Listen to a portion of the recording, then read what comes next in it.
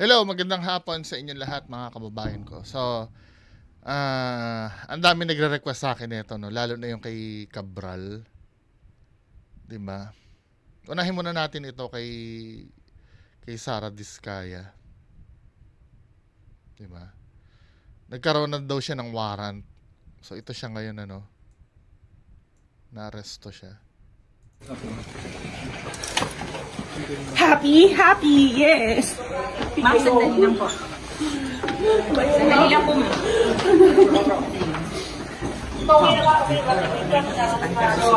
Happy daw, happy? Try another way. Try another way lang. Okay.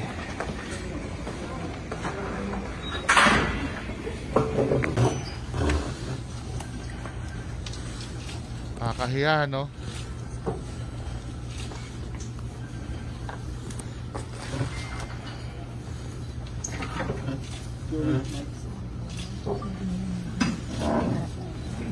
Examine first.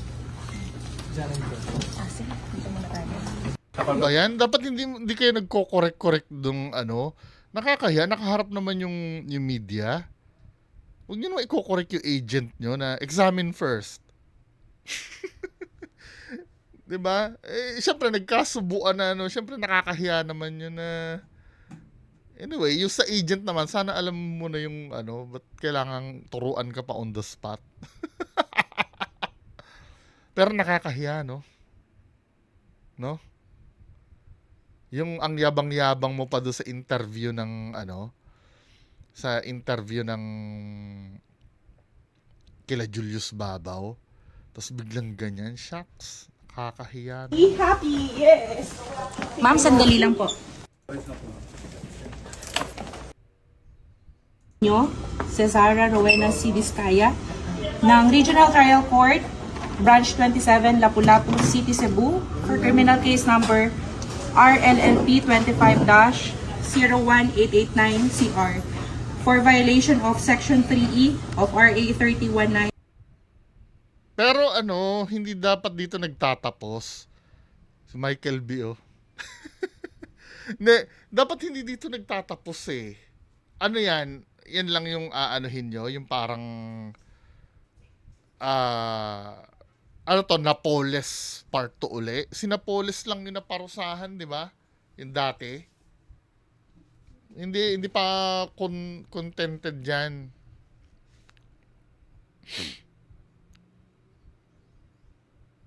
Hindi pa dapat kayo hindi pa dapat kayo kontentado niyan. Hangga't walang officials ang hindi nagaganyan din. Unfair yan eh. Kung sila lang yung yung makukulong, eh hindi naman magkakaroon ng pera to kung wala nag-release ng budget eh. Tapos yung yung sila Alcantara, state witness, sila sila safe na sila. Grabe. Ewan ko dito sa Pilipinas, pag wala, kawawa ito mga to. Sa totoo lang, pag sila lang yung na pag-initan, dapat yung iba din. Sila yung inipit. 'Di ba? Kuya, may tissue ka ba dyan? Ranger, good na po. Last na kami. Copy sir, kami na mag-lead car sir. Kakahiya, no? Pupulan namin. Luludo na. Aray, sorry ha. Okay. Okay lang. Okay. Mauna na kaya.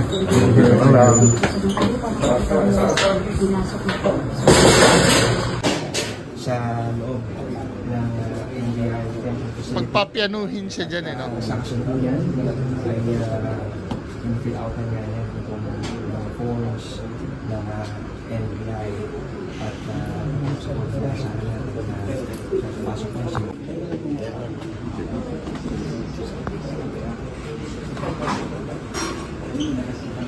Wala eh. Talagang buhay, eh, no? Kung parang pag-ubus po kayo dito kami. Parang gulong, eh. Nasa ruro kayo dati ng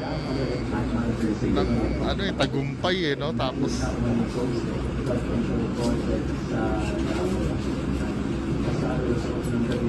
ngayon naranasan mo ng humimas ng rehas. Maganda dyan, wala ka nang itatago. Kasi kung mananatili ka na tikom ang bibig mo, ikaw lang ang magiging ganyan. Anyway, proceed tayo do sa do sa yung kay Cabral. Tingnan natin yung ito to. Igang nagpaabot ng pakikramay ang Department of Public Works and Highways sa pamilya ng dati nitong Undersecretary na si Maria Catalina Cabral na natagpo ang patay sa Tuba, Benguet. Nakikisaraw ang weirdo niya. katuwaran sa pagdadalamhati sa pagkamatay ni Cabral na nagsilbi roon ng mahigit 40 taon. Hinimok ng DPWH ang publiko na respetuhin ang privacy ng pamilya ni Cabral sa kanilang pagluluksa. Kagabi natagpo ang walang malay si Cabral sa Bued River sa Tuba. Kinumpirma ng Benguet Police ang kanyang pagkamatay kaninang pasado hating gabi. Inaalam pa ang sanhi ng pagkamatay ni Cabral. Si Cabral ay isa sa mga binanggit noon ni dating Public Works Undersecretary Roberto Bernardo na katanggap umano ng kickback mula sa flood control projects. Ditong December, iniimbitahan si Cabral na humarap sa pagdinig ng ICI pero wala siyang tugon at hindi rin humarap sa komisyon. Pero alam mo, hindi ko rin masisi yung tao na mag-isip na naman ng... Di ba? Kasi nga napaka-weirdo ng pagkakataon. Di ba? Pwede naman talaga nangyaring aksidente. Di ba? Pwede naman. Kaya lang, yung panahon kasi ngayon, hindi kayang i-accept ng hindi kayang i-accept ng mga tao na ito ay aksidente lamang. Lalo na sa kontrobersiya na nakabalot doon sa pagkatao ni Cabral. Alamin na po natin ang update sa pagkamatay ni dating DPWH Undersecretary Catalina Cabral. Mula sa Baguio City, may unang balita live si Bea Pinla. Bea, alam na ang sanhi ng pagkamatay?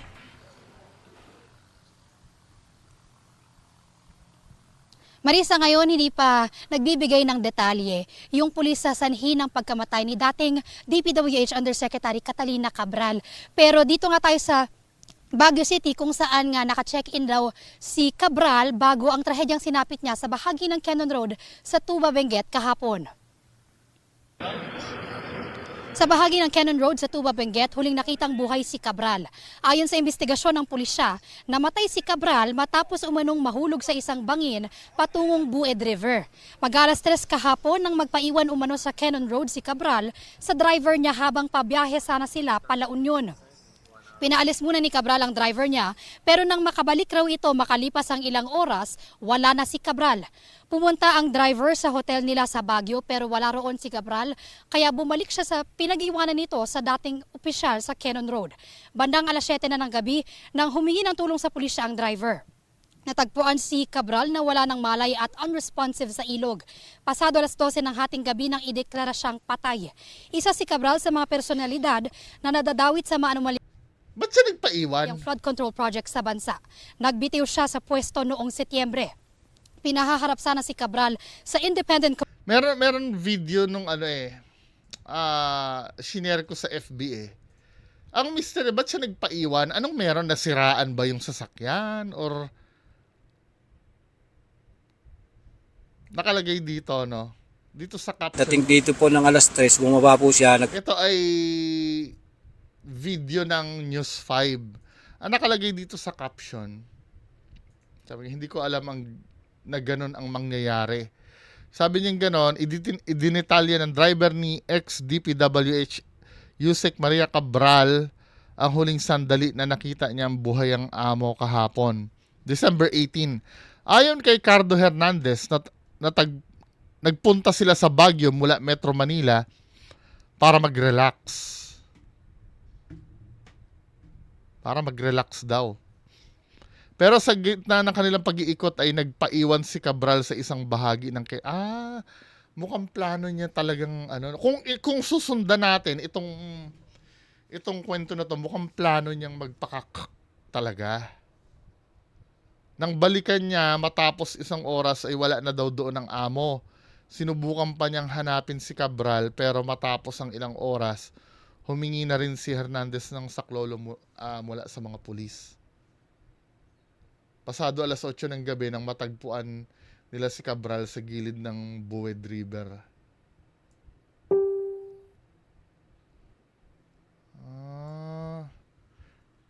Gusto niya i-ghost hunting namin niya. Kaya lang ano, masyado namang ghost hunting namin. Punta kami sa Cannon Road. Tingnan natin. Dating dito po ng alas 3, bumaba po siya, nagpaiwan sa akin. Bago po naman iwan, nakaupo po siya doon sa may bato. Tapos sabi niya, balikan ko na lang siya. Pagbalik ko po siguro 1 hour, nakita ko, binalikan ko wala na po dito. Hindi ko naman alam naman ganun po ang mangyayari. Nung bumibiyahe po kayo, wala po siyang Wala naman po siyang kinukwento sa akin na ano. Kung meron siyang problema, wala naman po kinukwento sa akin.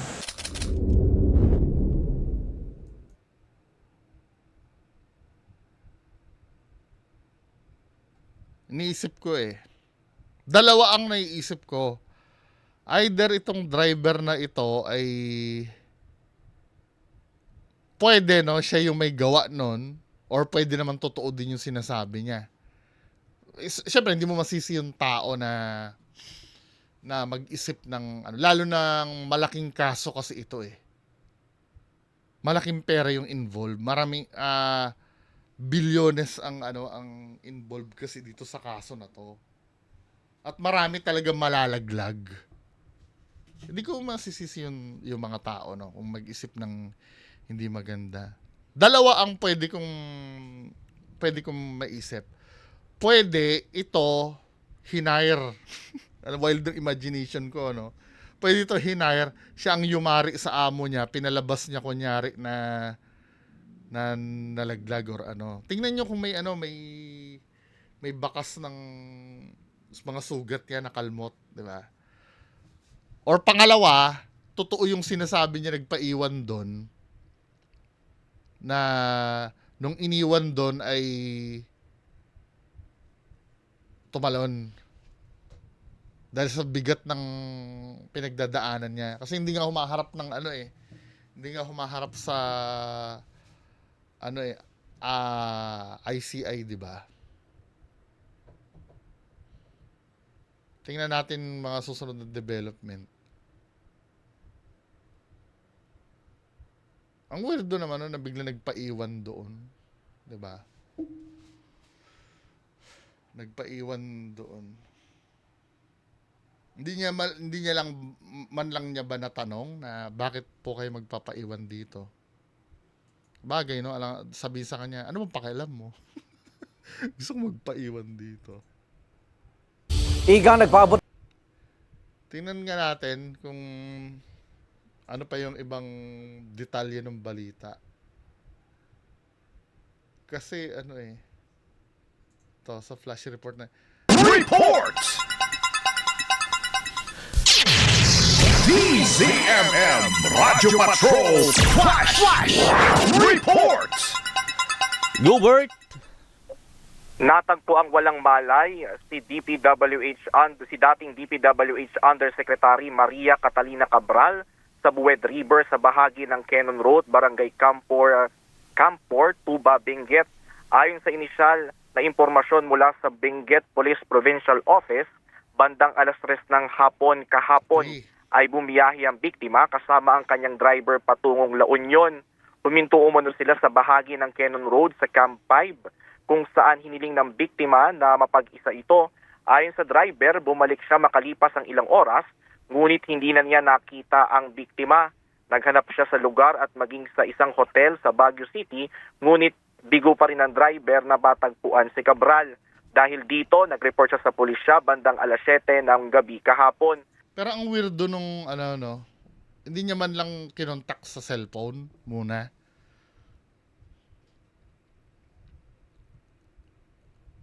Saan siya kumuha ng idea na hanapin sa hotel sa Baguio? Ang weirdo lang no ano.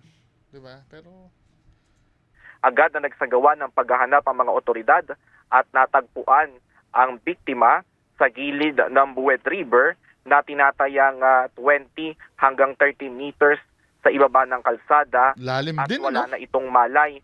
Rumisponde ang Tuba Municipal Police Station, katuwang ang MDRMO at Bureau of Fire Protection para sa retrieval ng katawan ni Cabral. Nakaantabay rin ang Benguet Soko para sa mas malalim na investigasyon. Patuloy ang ginagawang pagsisiyasat ng mga polis upang matukoy ang buong detalye ng insidente. Si dating DPWH Undersecretary Maria Catalina Cabral ay idinadawit sa maanumalyang flood control project. Ano pa ibang matinong impormasyon?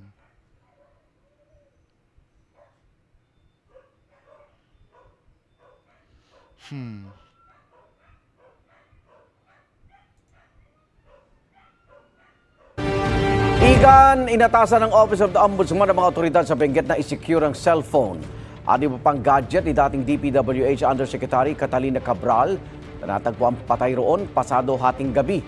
Ayon sa direktiba, inaasang magiging bahagi ang mga yan ng investigasyon kung paano nasawi si Cabral.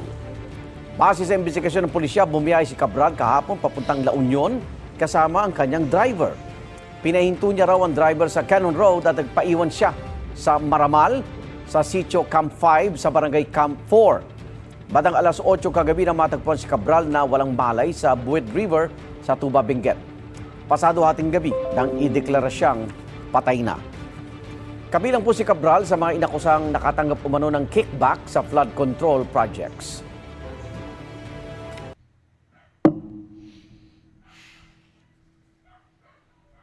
Meron ako nabasa doon sa comment section, may point din eh. Ayaw ko lang kung makikita ko pa dito.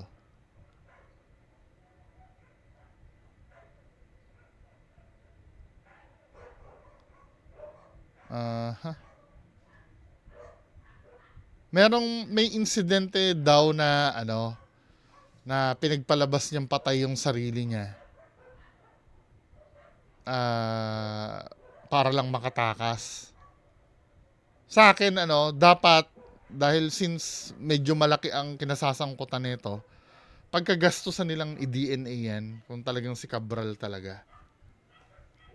Ay, hindi na, lahat ng option kailangan anuhin natin, di ba? Kasi baka mamaya, pwede mag-hire sila ng dummy, no?